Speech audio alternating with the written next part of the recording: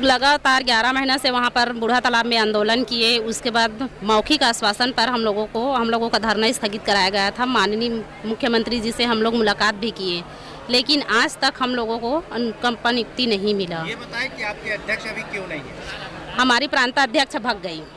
क्यों? अब वो क्यों भगी है इस मैटर को मैं नहीं जानती, लेकिन अभी तक किसी को नियुक्ति नहीं मिला है। क्या सरकार से कोई बातें हो गई उनकी, इसलिए चले गए क्या? प्रांताध्यक्ष के रवैये से तो हम लोगों को यही लग रहा है कि वो डील में भाग गई। मैडम, आपके अध्यक्ष नहीं है आपको सपोर्ट करने के लिए, फिर आपकी मांगे कैसे पहुंचेगी सरकार तक? मेरे संगठन के द्वारा फिर से एक बार नया प्रांताध्यक्ष का चुनाव किया गया, इसलिए मैं आज प्रांताध्यक्ष हूं और अनुकंपा नियुक्ति की मांग को लेकर फिर से एक बार हम लोग आंदोलन करने के लिए यहां पर बाध्य हो गए। मैं पूरे 900 परिवार के प्रतिनिधित्व कर रही हूँ। वहाँ पर माननीय मुख्यमंत्री जी हम लोगों को बुलाए थे कि आप लोगों को कलेक्टर दर में देंगे, और योग्यता के अनुसार वहाँ पर बात हुआ था मंत्री जी से कि जिन लोग डीएड बीएड किए हैं उन लोगों को शिक्षक बनाएंगे। बहुत सारी ऐसी जगह है, जैसे कि आत्मानंद की स्कूल है, वहाँ पर कलेक्टर दर में दे रहे हैं डीएड बीएड वालों को टीचर पोस्ट में। ये सब वहाँ बातें हुआ था, और जिन लोगों को पढ़े लिखे नहीं हैं उन लोगों को प्यून के पोस्ट देंगे और लिपिक का भी पोस्ट देंगे कलेक्टर दर में। इस तरह से वहाँ बातें हुआ था। लिस्ट पर आज तक कोई कार्रवाई नहीं हुई है। अगर कार्रवाई होता तो हम लोग पूरा 900 परिवार यहाँ पर फिर से एक बार नहीं आते। इस बीच आपके जो प्रांताध्यक्ष थे उनसे आपकी चर्चा हुई है?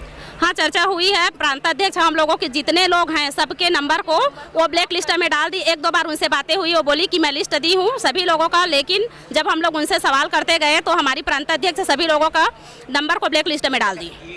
अब इसी रूप से में देखेंगे कि प्रांताध्यक्ष चोर है। अब आप क्या कदम उठा रहे हैं? अब हम लोग फिर से धरना कर रहे हैं। माननीय मुख्यमंत्री जी को अब ध्यान आकर्षण करा रहे हैं कि हमारा मांग पूरा कर दे। अपील भी कर रहे हैं उनसे कि हम लोगों का मांग पूरा करें। मेरे पर उम्मीद किए हैं तभी हम लोग यहाँ बैठे हैं सर। क्या कि उस संगठन में मैं उपाध्यक्ष थी और पूरा 5 साल तक अपना उपाध्यक्ष की पद में काम की हूँ, इसलिए मेरे संगठन मेरे पर एक बार फिर विश्वास कर मेरे को प्रांताध्यक्ष बनाकर एक बार आंदोलन करने के लिए फिर हम लोग यहाँ पर उपस्थित हो गए। अब मैं अश्वनी सोनवानी, जांजगीर चांपा से। है तो केवल धोखा है और ढकोसला है। ये पूरी तरह से ठगेश सरकार है जो हर एक वर्ग को ठगते है। ये आप सोचिए, ये जो दिवंगत महिलाएं हैं पिछले 5 साल से लगातार आंदोलन कर रही है। ये ऐसा नहीं कि आज मुंह उठा के आ गई और बैठी, ऐसा नहीं है। और सरकार को ये नहीं पता है कि इनकी मांगे थी। जब वो विपक्ष में थे उस समय उन्होंने आश्वासन दिया था, इन बहनों के सर पे हाथ रख के आश्वासन दिया था कि हमारी सरकार बना दो और सरकार अगर बनती है तो आप लोगों की मांग को पूरा किया जाएगा। मुख्यमंत्री जी खुद बुलाते हैं अपने सीएम हाउस में और उसके बाद आश्वासन भी मिला इन लोगों को, लेकिन आश्वासन सिर्फ ठीक उसी प्रकार आश्वासन मिला है जिस प्रकार से अन्य कर्मचारी संगठनों को भी आश्वासन दिया गया।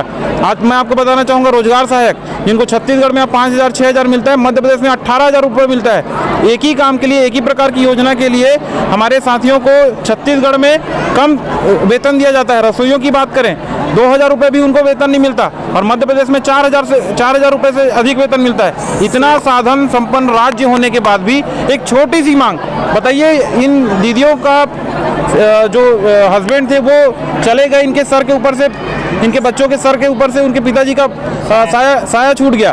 तो सरकार इतनी मार्मिक, क्या उनके दिल में इतनी छोटी सी चीज़ नहीं है कि वो छोटी सी चीज़ उसको उस मांग को वो पूरा नहीं कर पा रही है। सर, आपके यहाँ आने का उद्देश्य क्या है? जी, मैं आपको बताना चाहूँगा, छत्तीसगढ़ संयुक्त अनियमित कर्मचारी महासंघ लगातार कर्मचारियों से संबंधित हर मामले को लेकर आवाज़ उठाता रहा है। मेरे साथ 50 संगठन के लोग जुड़े हुए हैं, 50 प्रांताध्यक्ष जुड़े हुए हैं। उन संगठनों को मैं लीड करता हूँ। लगभग 2.5 लाख कर्मचारी मेरे साथ जुड़े हुए हैं, और दीदी लोग भी मेरे साथ लगातार जुड़े हैं। हमारा लगभग पिछले 2.5 साल में 25 बार आंदोलन हो चुका है। इन 25 बार जब भी आंदोलन करते हैं तो दीदी लोगों का जो मांग है उन मांग को हमेशा हम अपने ज्ञापन में शामिल रखते हैं।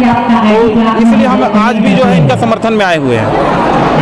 रवि गढ़पाले, प्रदेश अध्यक्ष, छत्तीसगढ़ संयुक्त अनियमित कर्मचारी महासंघ। यही मंशा है इनकी मांगे पूरी हो, जो कि अब चुनाव का टाइम लग तो नहीं रहा है, इनकी मांगे पूरी होंगी क्योंकि अब आचार संहिता लगने वाली है। 5 साल से महिलाएं संघर्षरत हैं, हमारी दीदियां सब संघर्षरत हैं। इनके रवि भैया ने सही बोला इस बात को कि इनके परिवार से जो पिता का जो साया उठ गया इनके बच्चों के ऊपर से, उसके बाद भी एक छोटी सी एक संवेदना के तौर पे ही अगर एक छोटी सी मांग पूरी नहीं हो सकती तो सरकार से कोई भी मांग रखना बेईमानी है। हैं। और आज के टाइम पे हर वर्ग कर्मचारी जो भी बोले, कर्मचारी वर्ग तो है ही है, वो युवा वर्ग साथ में महिलाएं सब अभी के टाइम कहूँगा कि आने वाले चुनाव में इतना तो है कि अब सरकार जब अपनी मंशा जाहिर कर चुकी है कि हमारी कोई भी मांग पूरी करने वाली नहीं है, तो आने वाले चुनाव में हमको सभी को करेंगे ये सब कर्मचारियों को ही ध्यान रख के करना पड़ेगा।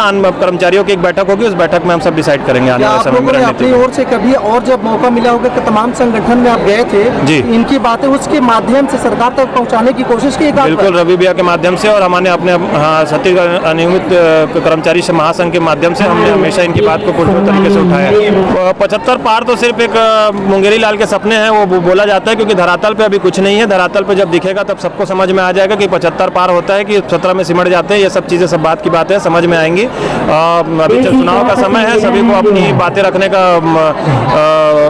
इच्छा रहती है, सब अपनी बातें रख सकती हैं, उसमें कोई दिक्कत नहीं है। 75 पार तो सिर्फ मुंगेरी लाल के सपने और कुछ नहीं होगा। सरकार की जो इच्छा शक्ति की बात करें तो आप कैसे देखते हैं? इच्छा शक्ति तो बिल्कुल भी नहीं है। ये तो हमने 5 साल तक देखा है, 5 साल हमने संघर्ष रखा है। शुरू के साल उन्होंने बोला था कि इस साल हमारे किसानों का है, अगला साल कर्मचारियों का है।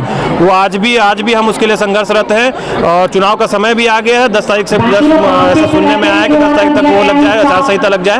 उसके बाद भी अगर 5 साल में कोई चीज़ कंप्लीट नहीं हो पाई है तो वो तो फिर इच्छा शक्ति तो बिल्कुल शून्य है, इनके कुछ नहीं कर सकते हैं जी।